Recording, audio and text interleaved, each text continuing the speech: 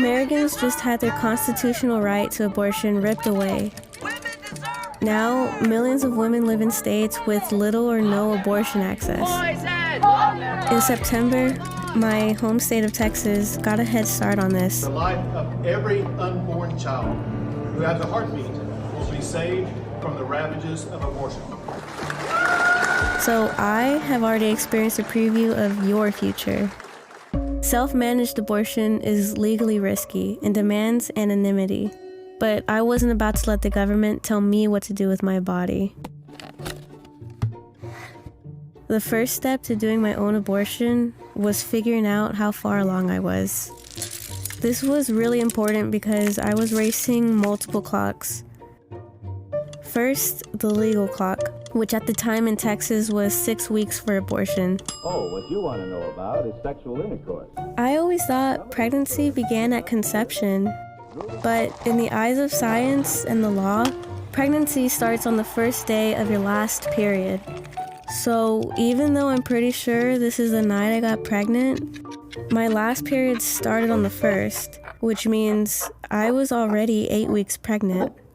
It was already too late to legally get an abortion in Texas, but the biological clock hadn't run out yet. I'd read that it's safe to use abortion pills up to 12 weeks, so I still had 4 weeks, if I could just find them in time.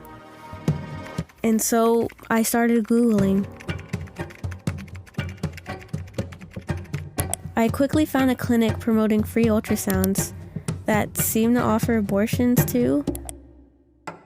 But it turned out to be a pro-life center that tried to convince me not to get an abortion. They led me to believe they would help me, wasting a week of my time and running down the clock. I had 3 weeks left to figure this out. I wondered if an out-of-state clinic could help me, but they were all far enough away that it would have meant missing work at my new job.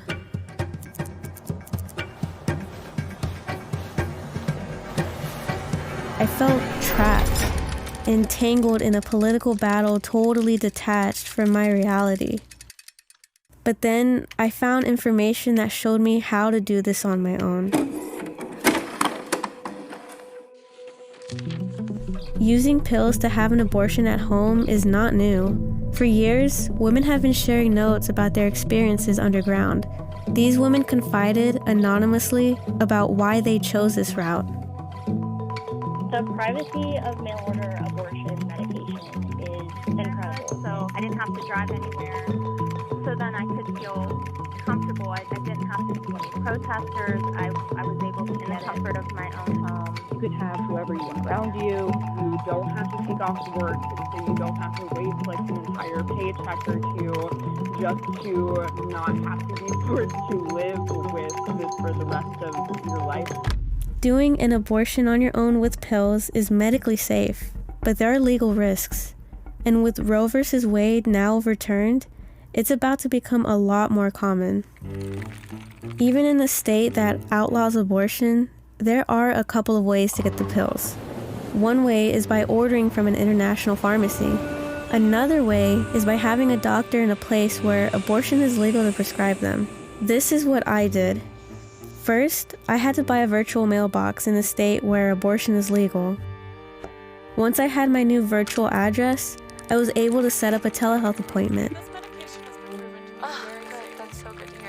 I was worried they were going to turn me away because I had to submit my Texas license, but it wasn't a problem.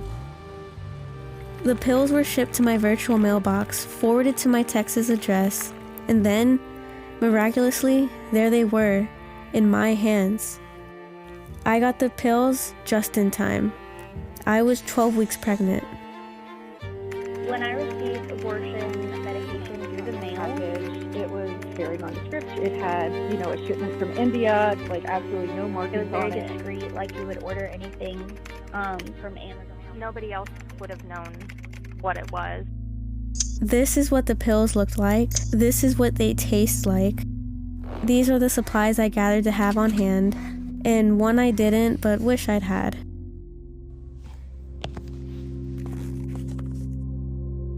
I took the first pill immediately. This one terminates the pregnancy, but for me, it didn't feel like anything. But the next set, Medication abortion was extremely painful. It was the worst probably pain that I'd ever had in my life. Just a lot of cramping, a lot of nausea, a lot of blood loss. uncomfortable. You get headaches, fevers, Eating pad was chills. my best friend. I was puking so hard, like everything inside of me was contracting. it felt like my abdomen was bursting. I was passing so much blood, I felt dizzy. On a pain scale out of 10, I was at a 20.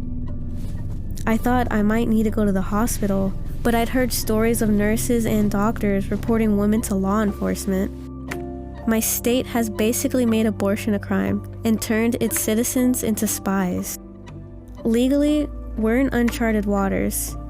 We can't predict all the creative ways prosecutors might try to criminalize this choice.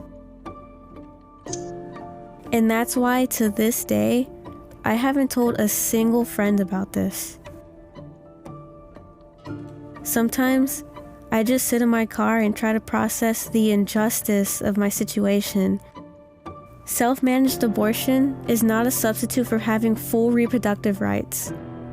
But despite unjust laws, deception, and stigma, this abortion enabled me to maintain control over my own life. I have so many more things that I want to do with my life before having a child. Having my abortion gifted me my ability just to care for the children that I do have. I was able to actually buy a home. Honestly, like, not to be dramatic, I don't know if I would still be alive if I would have been forced to have a child with my first partner. I don't have any feelings of guilt or anxiety about it whatsoever. It's just going to be a bad memory one day. The real solution is a society which values women's bodily autonomy. But until then, self-managed abortion will be the best way for some to break themselves free.